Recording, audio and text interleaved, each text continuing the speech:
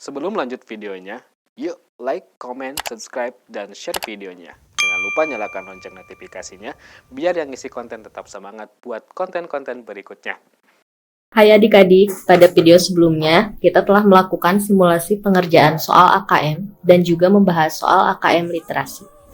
Di video sebelumnya, kakak sudah membahas 10 contoh soal AKM literasi dengan tipe soal pilihan ganda kompleks, dan isian singkat. Kalau adik-adik belum menonton part satunya, tonton video part satunya juga di channel Irama Widya ya. Nah, sekarang kakak akan membahas kembali contoh soal AKM literasi.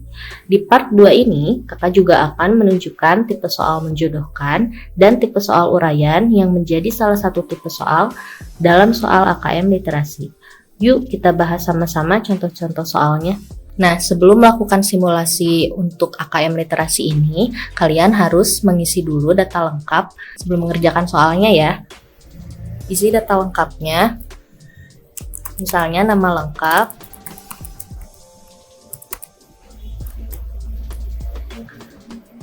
lalu di sini memilih jenis kelamin,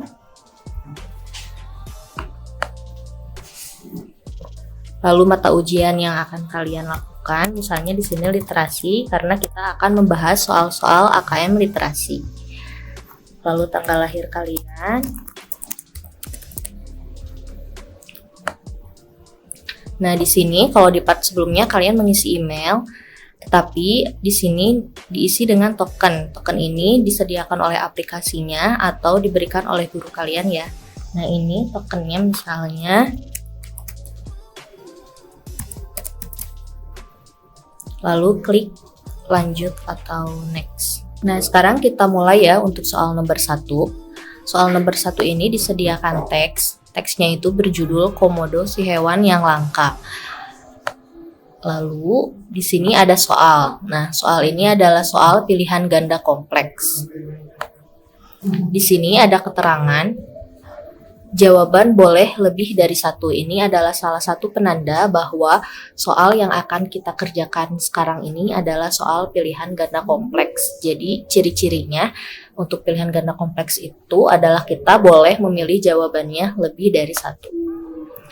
Nah, di sini pertanyaan yang diminta adalah pilihlah pernyataan yang sesuai dengan teks. Kita cermati satu persatu pernyataannya, lalu kita sesuaikan dengan isi teksnya.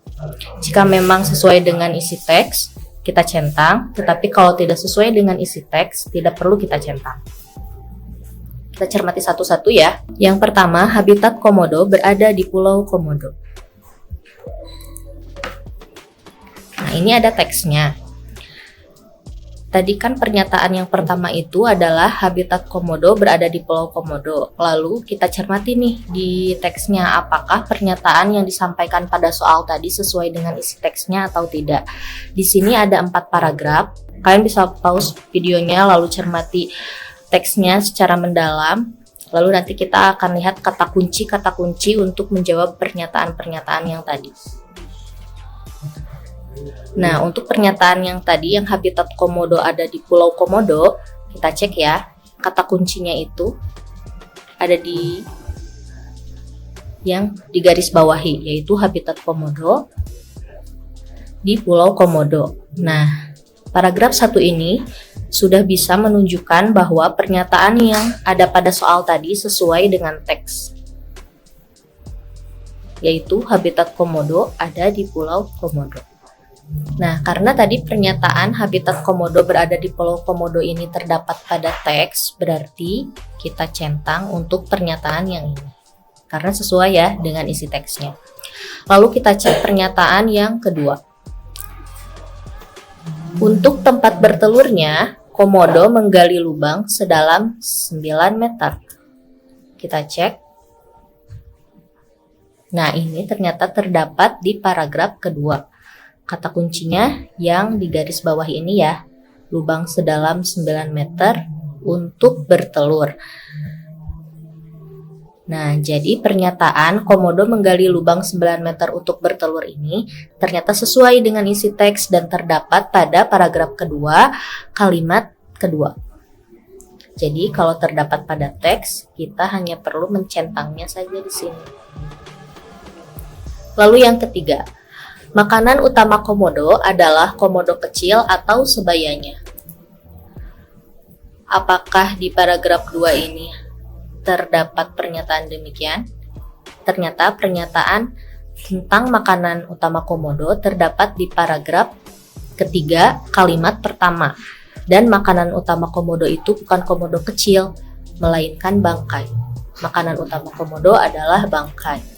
Jadi jika pernyataannya makanan utama komodo adalah komodo kecil atau sebayanya, berarti ini tidak sesuai dengan isi teks dan tidak perlu kita centang.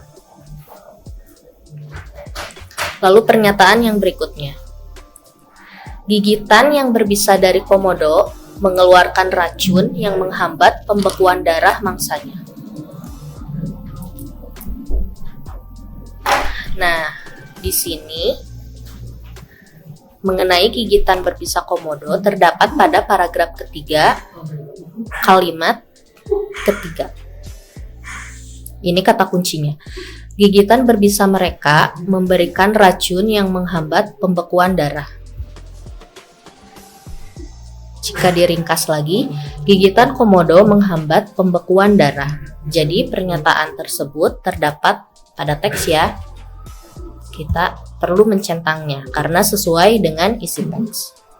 Lalu pernyataan yang terakhir, virus yang ada di mulut komodo mempercepat mangsanya mati. Kita cek apakah betul virus yang mempercepat mangsanya mati. Ternyata bukan virus melainkan bakteri. Bakteri dari mulut komodo mempercepat mangsanya mati. Jadi, pernyataan yang mengatakan bahwa virus yang ada di mulut komodo mempercepat mangsanya mati itu tidak tepat karena sesuai dengan isi teks bukan virus melainkan bakteri yang bisa mempercepat mangsa komodo mati. Jadi, pernyataan yang ini tidak perlu kita centang karena tidak sesuai dengan isi teks. Nah, itu untuk pertanyaan atau untuk soal nomor 1. Jadi soal nomor 1 itu masih dengan tipe soal pilihan ganda kompleks. Lalu kita lanjut ke nomor 2. Nah, di nomor 2 ini bukan teks seperti yang nomor 1 yang disajikan, melainkan infografik. Jadi infografik di sini berisi gambar-gambar juga yang bisa membuat kalian lebih memahami isi informasinya. Jadi selain teks, selain uraian, di sini ada juga gambar-gambar yang mempermudah kalian untuk memahami informasi di dalamnya. Nah, di sini judul infografiknya adalah Indonesia Darurat Sampah Plastik. Sementara soalnya adalah pilihlah fakta yang sesuai dengan informasi yang disebutkan dalam infografik tersebut. Nah, di sini dimintanya adalah fakta dan ini tipe soalnya masih tipe soal pilihan ganda kompleks. Jadi kalian bisa memberikan jawaban lebih dari 1. Nah, untuk penjawabnya kita perlu mengecek satu persatu fakta yang disampaikan di soal ini dengan isi infografiknya ya. Jadi apakah fakta yang disampaikan di sini sesuai dengan isi infografik? Kita cek. Nah, ini infografiknya. Nah, pada soal disebutkan Indonesia merupakan penghasil sampah plastik laut terbesar pertama di dunia. Kita cek apakah sesuai dengan isi infografik. Jika dilihat pada infografik itu disebutkan bahwa Indonesia penghasil sampah plastik kedua di dunia, bukan yang pertama. Jadi pernyataan yang mengatakan bahwa Indonesia penghasil sampah plastik terbesar pertama di dunia, seperti fakta yang disampaikan pada soal ini, kurang tepat karena tidak sesuai dengan infografik yang mengatakan bahwa Indonesia menduduki posisi kedua sebagai penghasil sampah plastik terbesar. Jadi tidak sesuai ya, dan tidak perlu kita centang.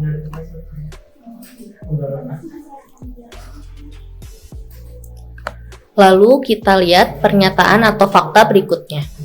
Jika didaur ulang, sampah plastik akan menghasilkan keuntungan yang besar. Kita cek pada infografiknya. Nah, ini sesuai dengan fakta yang disampaikan di sini ya. Di sini disebutkan bahwa sampah plastik yang didaur ulang menghasilkan keuntungan. Bahkan pada infografiknya dituliskan bahwa keuntungan yang bisa didapatkan sebesar 16 juta lebih per bulan dari produksi 48 ton sampah plastik. Jadi sudah betul fakta yang disampaikan pada soal tadi bahwa sampah plastik yang didaur ulang dapat menghasilkan keuntungan. Karena sesuai dengan isi infografiknya, jadi kita perlu mencentangnya. Untuk fakta yang ketiga, sampah plastik dibakar dengan bahan bakar minyak dalam proses pengelolaannya. Nah, kita lihat apakah demikian. Nah, di sini disebutkan bahwa di Kabupaten Badung, Bali dilakukan pengolahan sampah plastik menjadi bahan bakar minyak. Jadi sampah plastik ini justru dapat didaur ulang menjadi bahan bakar minyak. Sementara fakta yang disampaikan pada soal tadi bahwa sampah plastik itu dibakar dengan bahan bakar minyak dalam proses pengelolaannya. Ini kurang tepat dan kurang sesuai dengan isi infografik yang disampaikan. Jadi tidak perlu kita centang ya. Lalu fakta yang ketiga, di Surabaya kita bisa naik bus gratis dengan menukarkan sampah plastik. Apakah betul demikian? Ternyata informasi tersebut atau fakta tersebut terdapat juga pada infografiknya ya. Nah, di sini disebutkan bahwa di Surabaya terdapat Surabaya Bus dengan tiket berupa sampah plastik yang sudah ditukar. Nah, ini di sini informasinya. Jadi untuk fakta yang keempat ini perlu kita centang karena informasinya terdapat pula pada infografik seperti itu. Nah, lanjut ke soal nomor 3. Di sini masih menggunakan infografik. Namun infografiknya berbeda dengan infografik sebelumnya. Di sini infografik yang digunakan yaitu tentang mengompos. Mengompos sederhana ala rumah tangga. Dan soal yang digunakan itu adalah tipe soal isian singkat. Kalau tadi pilihan ganda kompleks, yang sekarang isian singkat. Nah, untuk soal isian singkat ini kalian hanya perlu melengkapi soal yang disampaikan di sini dengan 2-5 kata. Kalau untuk soal isian singkat. Nah, kita lihat ya di sini apa yang ditanyakan atau yang dimintanya. Berdasarkan infografik tersebut, salah satu alasan dilakukan pengomposan adalah untuk menjaga kesuburan tanah. Kesuburan tanah penting untuk menjaga. Nah, untuk menjawab soal ini kita harus mencermati isi infografiknya seperti apa. Kalian bisa cermati terlebih dahulu isi infografiknya dan mempelajari gambar-gambar yang ada pada infografik ini. Nah, kalau kita bahas infografik ini, yang pertama dia itu membahas tentang bahan-bahan yang akan digunakan untuk mengompos. Nah, ini ada di sini ya untuk bahan-bahan.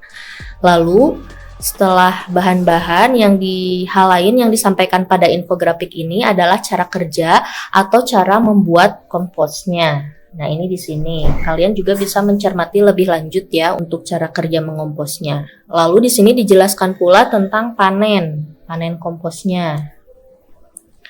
Lalu di kolom yang sebelah sini dijelaskan apa itu kompos. Nah, di sini dijelaskan apa itu kompos. Jadi, untuk yang belum tahu kompos itu apa, bisa mencari informasinya di kolom ini.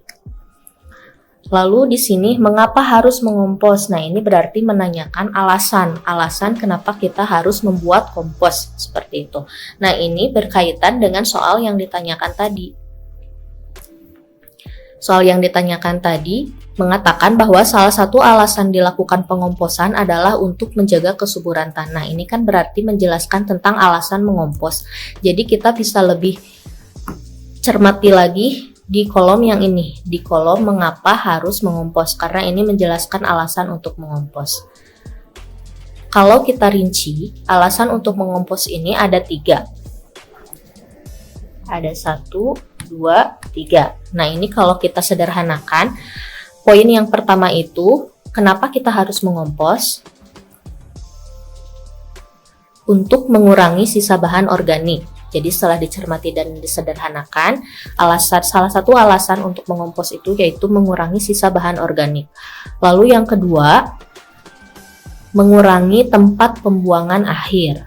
Dan yang ketiga, menjaga kesuburan tanah untuk suplai pangan manusia. Nah, ini berkaitan dengan soal yang ditanyakan tadi, mengapa kita harus menjaga kesuburan tanah? Di sini sudah terjawab. Kita harus menjaga kesuburan tanah untuk suplai pangan manusia. Nah, jadi di sini kesuburan tanah penting untuk menjaga. Kita tinggal ketik saja di sini karena ini isian singkat. Kita ketik suplai pangan manusia. Jadi melanjutkan kalimat yang ada pada soal ya. Kesuburan tanah penting untuk menjaga suplai pangan manusia. Jika kita runut lagi, mengapa kesuburan tanah penting untuk suplai pangan manusia? Karena tanah itu menjadi media tanam. Jadi untuk menanam singkong, menanam jagung, menanam padi yang merupakan pangan manusia itu membutuhkan tanah, dan tanah itu membutuhkan kesuburan, sehingga ada kaitannya antara kesuburan tanah dengan suplai pangan manusia. Seperti itu. Nah, untuk isian singkat ini kalian hanya perlu menjawabnya dengan 2-5 kata untuk melengkapi satu kalimat. Lalu kita lanjut ke soal nomor 4. Nah, di sini sudah bukan infografik lagi, melainkan gabungan dari teks dan infografik. Di sini memang infografiknya kurang jelas, tapi nanti kita lihat di PowerPoint untuk melihat kejelasannya. Nah, di sini teks yang digunakan itu berjudul Ragam Manfaat Pohon Bakau. Sementara soalnya yang digunakan itu adalah tipe soal pilihan ganda kompleks. Nah, ini tipe soal pilihan ganda kompleksnya memberi tanda centang pada kolom benar jika pernyataan sesuai dengan teks, dan memberi tanda centang pada kolom salah jika memang pernyataannya kurang sesuai dengan isi teks. Kalau di soal yang nomor sebelumnya, meskipun pilihan ganda itu kan tidak ada pilihan benar dan salah. Jadi kita hanya memberikan tanda centang pada kolom yang sesuai dengan isi teks, dan yang tidak sesuainya dibiarkan saja.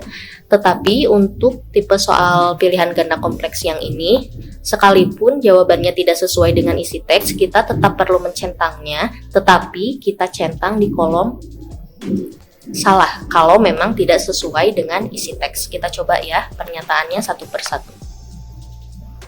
Di sini pernyataan yang pertama yaitu daun tumbuhan bakau memiliki lapisan kutikula tebal sehingga dapat mengurangi penguapan air. Nah, kita lihat pada slideshow PowerPoint. Nah, di sini ada teksnya. Kalian bisa cermati terlebih dahulu isi teksnya. Di sini infografiknya cukup jelas kalau di PowerPoint ini ya. Dibanding di soal yang tadi, di PowerPoint ini agak cukup jelas infografiknya, bisa kalian baca, bisa kalian cermati terlebih dahulu sebelum kita menentukan poin-poin penting yang ada pada teks ini.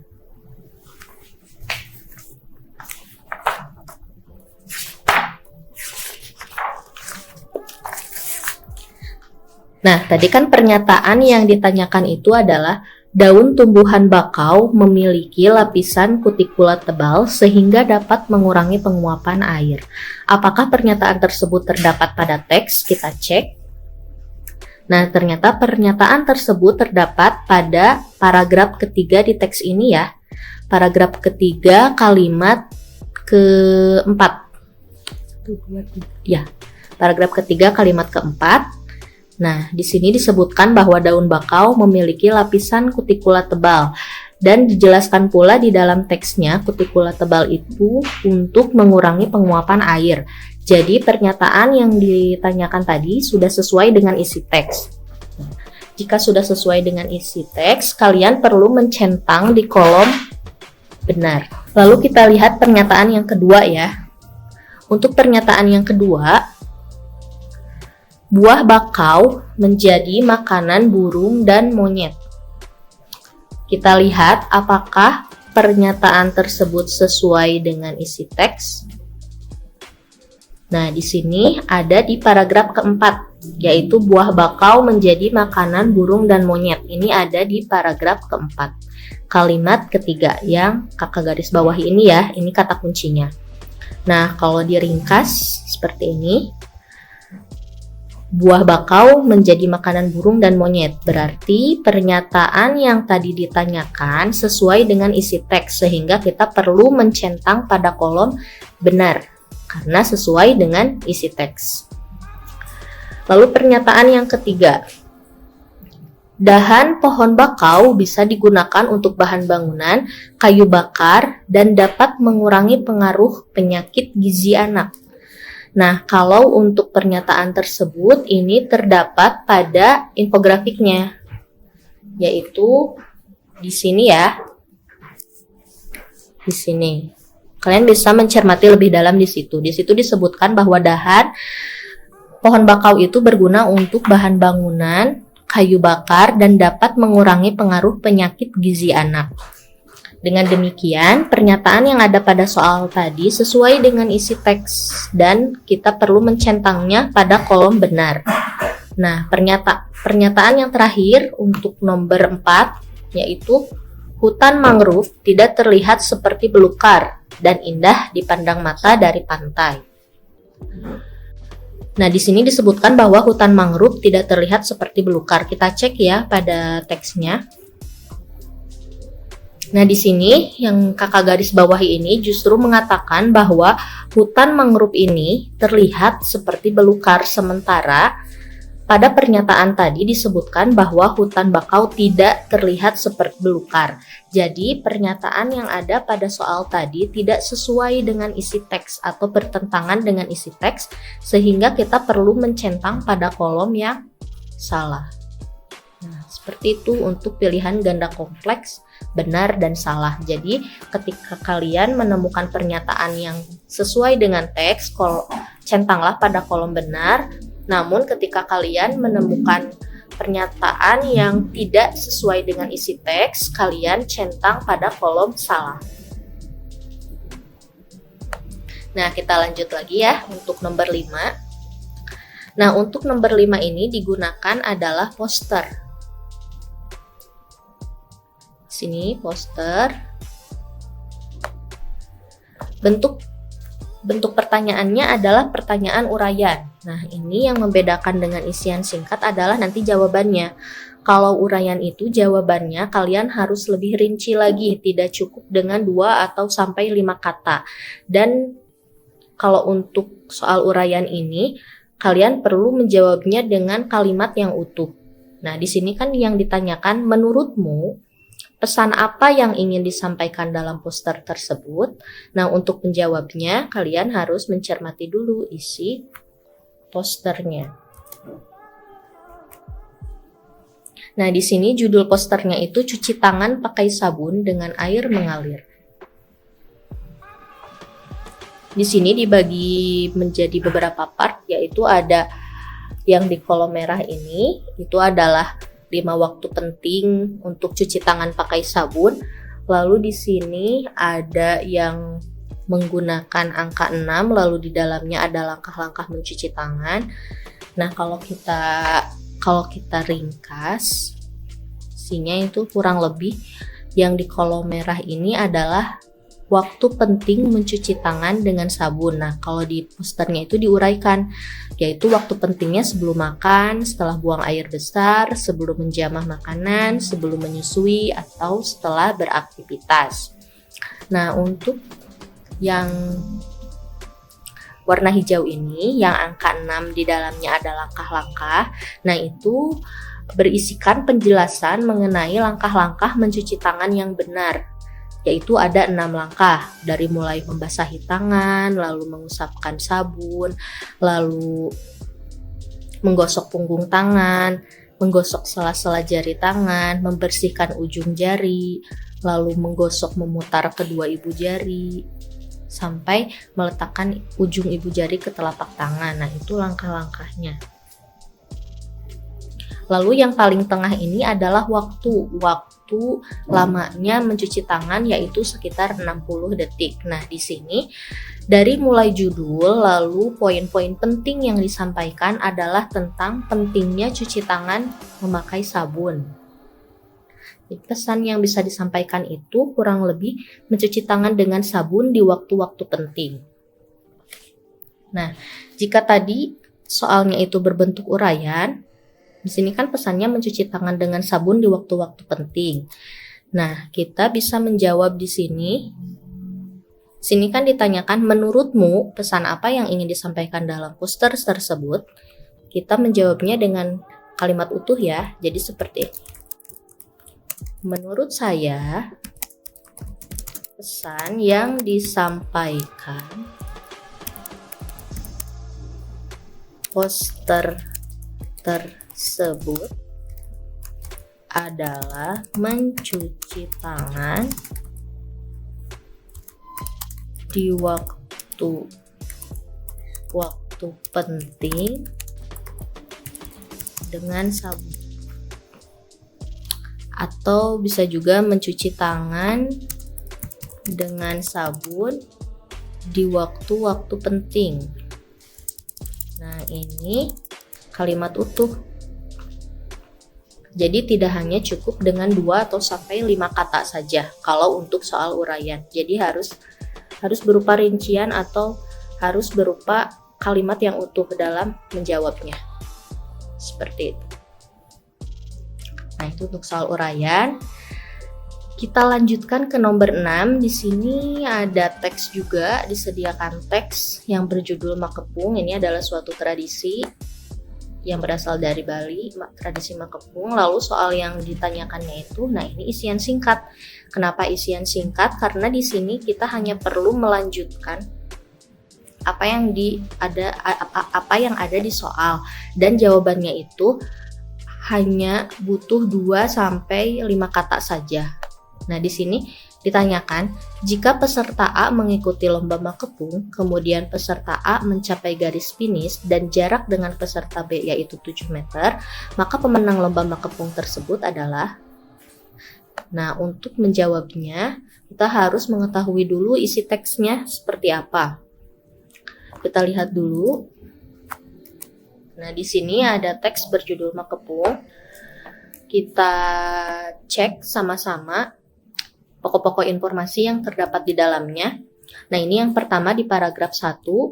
Di sini disebutkan asal-usul tradisi Makepung yang berasal dari Bali. Yang awalnya itu hanya berupa untuk hiburan. Ya, tradisi ini dilakukan untuk hiburan yang awalnya untuk membajak sawah. Seperti itu. Jadi asal-usul tradisi Makepung yang dibahas di paragraf pertama ini.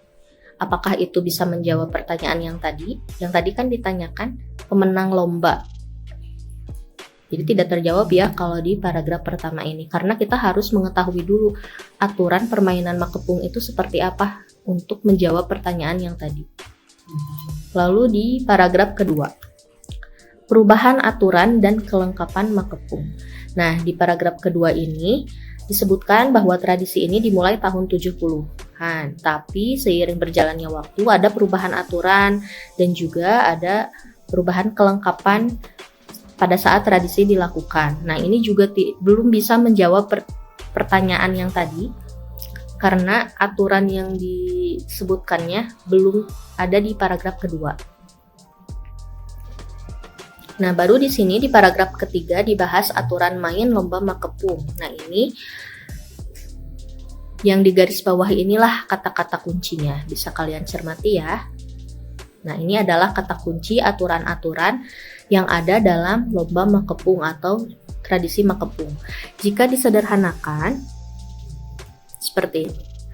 Pemenang lomba tidak ditentukan dari urutan pertama ke garis finish saja. Nah, misalnya tadi yang peserta A. Peserta A itu disebutkan pada soal mencapai garis finish ya. Di sini disebutkan peserta A mencapai garis finish.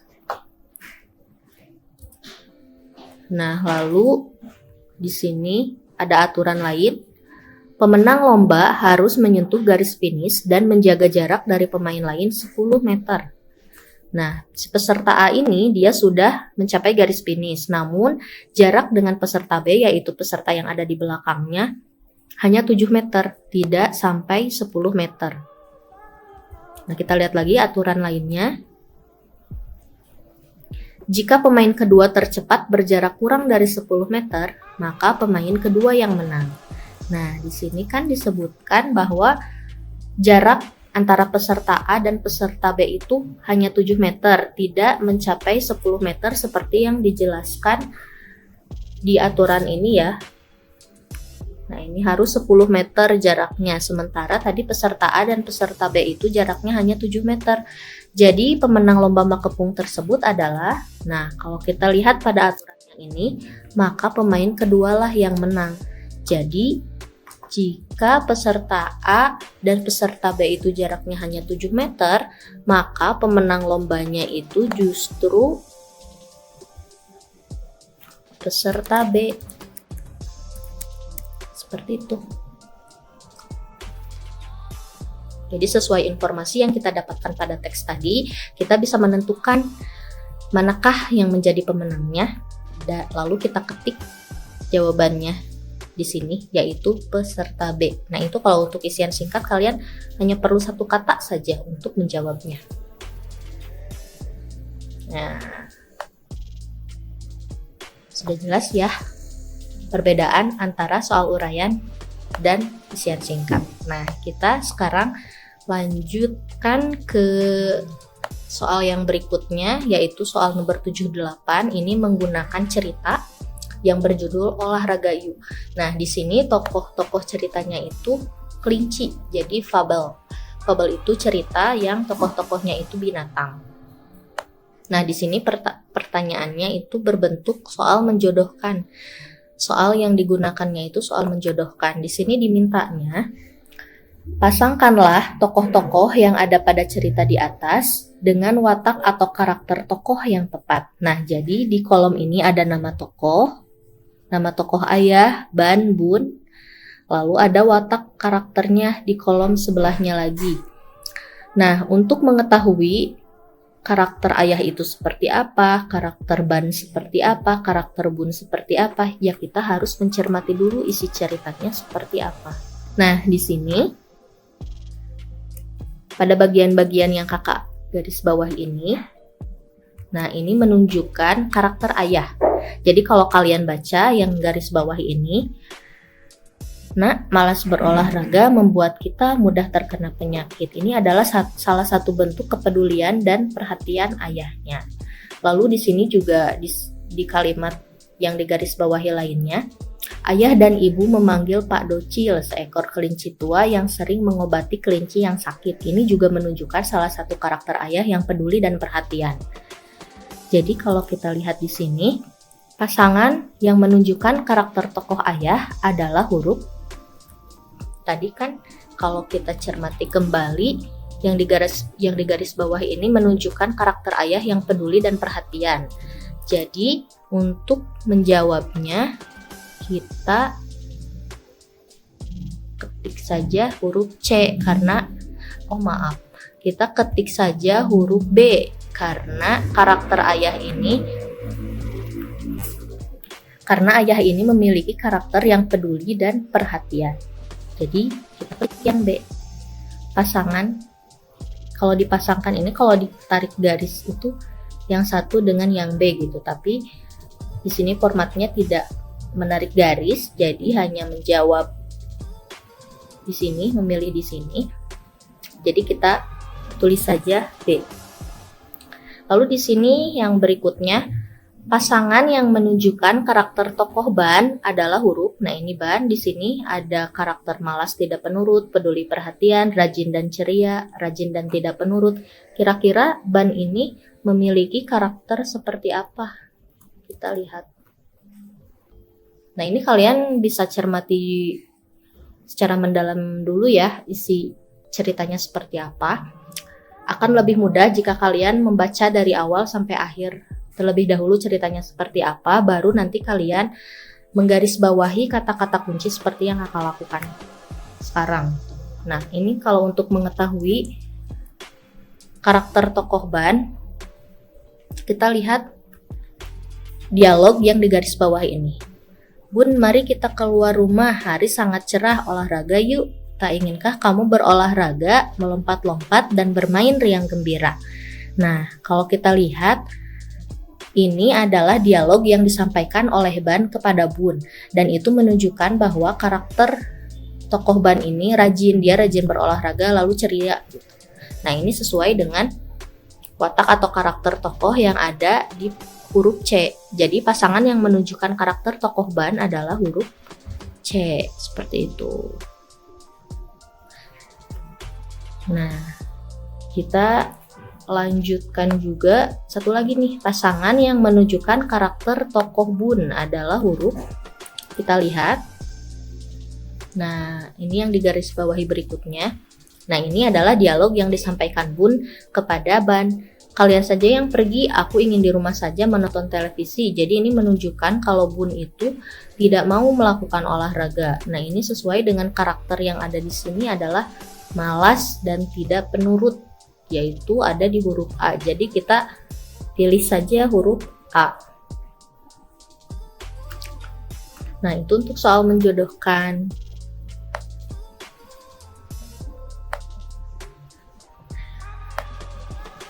Lalu kita lanjutkan ke nomor 8. Nah, di nomor 8 ini kembali mengerjakan tipe soal pilihan ganda kompleks. Jadi kita bisa memilih jawabannya lebih dari satu. Nah, kalau di sini adalah yang ditanyakan pernyataan yang sesuai dengan isi cerita. Jadi kita harus menunjukkan dulu pokok-pokok informasi atau mencari terlebih dahulu pokok-pokok informasi ceritanya. Nah, setelah kalian mencermati isi ceritanya, kalian bisa meringkas pokok-pokok informasi yang ada di dalamnya. Misalnya, yang pertama, keluarga kelinci di suatu lembah memiliki kebiasaan berolahraga. Nah, ini kalau kita ringkas, pokok-pokok informasinya seperti ini. Keluarga kelinci di suatu lembah memiliki kebiasaan berolahraga. Lalu, ayah meminta Bin, Bun berolahraga karena olahraga baik untuk kesehatan tubuh. Lalu yang berikutnya, Bun tidak mau berolahraga karena ingin menonton televisi sambil makan kue. Alur yang berikutnya atau rangkaian peristiwa yang berikutnya, ayah menasihati Bun bahwa perilakunya tidak sehat, tetapi Bun tidak menurutinya dan jatuh sakit. Nah, di sini yang rangkaian peristiwa yang terakhir, Bun pun rindu melompat-lompat di bawah sinar matahari. Ia menyesal karena tidak menuruti nasihat orang tuanya. Nah, kalau kita lihat pokok-pokok informasi ini, kita akan bisa menjawab pernyataan-pernyataan yang tadi. Kita lihat satu persatu ya. Di sini disebutkan bahwa Ban, Bin, dan Bun hidup saling menjaga dan hidup rukun bersama kedua orang tuanya. Nah, ini kita bisa lihat di sini di pokok informasi yang pertama, keluarga kelinci di suatu lembah memiliki kebiasaan berolahraga. Dan bisa juga dilihat di teksnya, yaitu di paragraf pertama, kalimat kedua, disebutkan bahwa sejak kecil mereka saling menjaga dan hidup rukun bersama kedua orang tua mereka. Nah, ini kalau digarisbawahi yang ini.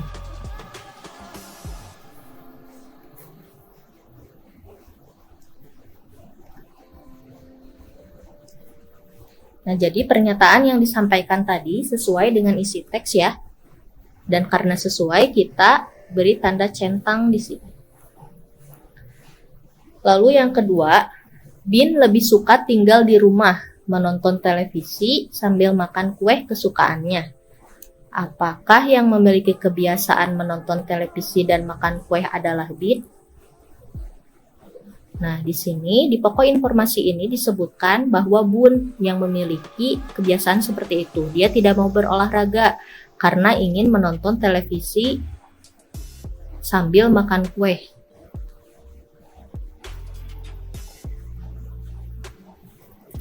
Jadi pernyataan yang kedua ini tidak tepat karena yang memiliki kebiasaan seperti itu adalah Bun, bukan Bin. Jadi tidak perlu kita centang karena tidak sesuai dengan isi ceritanya. Lalu yang ketiga, olahraga membuat tubuh kita kuat dan hati gembira. Nah, ini sesuai juga dengan apa yang disampaikan oleh ayahnya Bun bahwa kita harus memiliki kebiasaan berolahraga karena olahraga baik untuk kesehatan tubuh.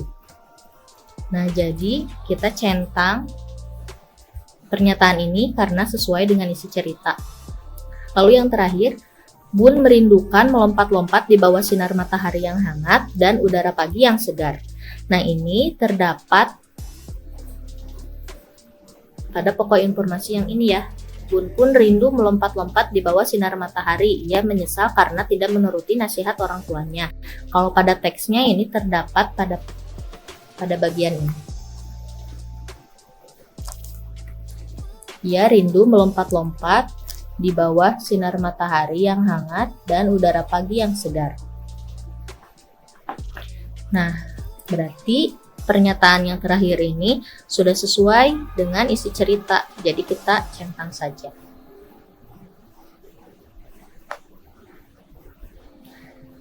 Itu untuk soal pilihan ganda kompleks yang menggunakan cerita. Nah, sekarang soal yang berikutnya itu adalah berbentuk puisi. Di sini ada puisi yang berjudul Pemandangan Alam. Nah, soal yang ditanyakan itu, apa perbedaan latar dalam puisi tersebut? Nah, di sini tipe soal yang digunakan adalah tipe soal uraian. Jadi seperti yang kakak bilang tadi, untuk tipe soal uraian, kalian menjawabnya harus lebih rinci lagi. Jadi tidak hanya 2 atau 5 kata, tetapi menggunakan satu kalimat utuh, bahkan lebih dari satu kalimat pun tidak apa-apa kalau untuk soal uraian. Nah, di sini adalah yang ditanyakan perbedaan latar dalam puisi. Nah, di sini kan yang digambarkan adalah mengenai pemandangan alam. Di sini ada penggambaran pemandangan alam yang berbeda. Di bait pertama, di sini ada 4 bait. Nah, ini bait pertama, bait ke-1, ini bait kedua, ini bait ketiga, ini bait keempat. Nah, di bait yang pertama itu yang dijelaskan adalah penggambaran latar tentang gunung. Sementara di bait yang kedua itu penggambaran latar laut. Jadi di sini perbedaan latarnya itu pegunungan dan laut. Jadi penggambaran latarnya memang berbeda. Di sini kita bisa menjawabnya. Karena di sini ditanyakan apa perbedaan latar dalam puisi tersebut, kita jawab perbedaan latar pada puisi tersebut yaitu penggambaran latar tempat gunung dan latar tempat laut. Jadi di sini perbedaannya terletak pada penggambaran latarnya. Jadi ada latar tempat gunung dan latar tempat laut. Itu bisa kalian lihat tadi pada bait pertama dan bait kedua. Nah, kita lanjutkan ke soal yang terakhir, yaitu soal nomor 10. Di sini ditanyakan, jika kamu membaca puisi tersebut, sikap apa yang dapat ditiru dari tokoh dalam puisi tersebut? Nah, untuk menjawabnya, kalian harus mengetahui dulu hal-hal yang disampaikan di tiap bait puisi tersebut. Nah, ini kalau kita rinci, di bait yang pertama yang dijelaskan adalah penggambaran pemandangan alam, khususnya gunung. Lalu yang kedua, penggambaran keindahan laut dari bukit.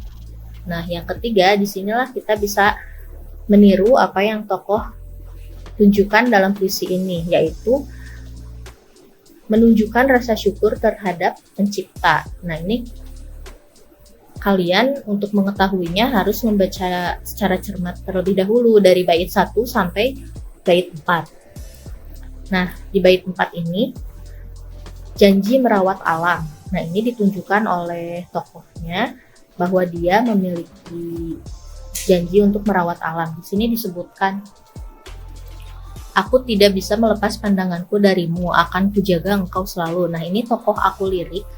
Jadi dalam puisi itu tokoh akunya disebut tokoh aku lirik. Di sini memiliki janji untuk menjaga dan merawat pemandangan alam ini agar tetap indah dipandang mata. Kita lihat kepilihannya. Nah, di sini pilihan ganda kompleks, jadi jawabannya bisa lebih dari 1. Tadi kita bisa lihat di bait ketiga, Di sini adalah rasa syukur terhadap pencipta. Jadi sifat yang dapat kita tiru itu yaitu bersyukur. Nah, apakah santai terdapat pada puisinya? Tidak ya, tidak ada yang menunjukkan sifat santai di sini. Lalu yang ketiga, menjaga alam. Nah, kalau menjaga alam ini bisa kita lihat di bait keempat. Jadi ini perlu kita centang karena ada dalam puisinya. Lalu bermewah-mewahan, nah ini pun tidak terdapat dalam puisi ini. Sehingga tidak sesuai jawabannya dan tidak perlu kita centang. Nah adik-adik, itu tadi kita sudah membahas 10 soal di soal AKM literasi ini. Untuk part 2-nya kalian juga sudah mengetahui tipe-tipe soal menjodohkan dan tipe soal uraian yang sebelumnya di part 1 belum dibahas. Nah ini karena sudah dibahas di part 2, jadi kalian sudah mengetahui 5 tipe soal yang biasanya ada pada AKM literasi. Jadi dari mulai pilihan ganda kompleks, isian singkat, menjodohkan, dan uraian, kalian sudah mempelajarinya dan sudah mengenal bentuk soalnya seperti apa. Kalau kalian sudah menonton video sebelumnya dan bergabung dengan video ini, adik-adik telah menyimulasikan 20 soal AKM literasi. Nah, adik-adik juga sudah mengetahui cara untuk menyelesaikan soal-soal tersebut dari kegiatan pembahasan yang tadi kita lakukan. Nah, untuk menambah pemahaman adik-adik dalam mengerjakan soal AKM literasi ini, adik-adik bisa menyaksikan videonya kembali di part 3 nanti. Tunggu video part 3-nya ya. Salam literasi.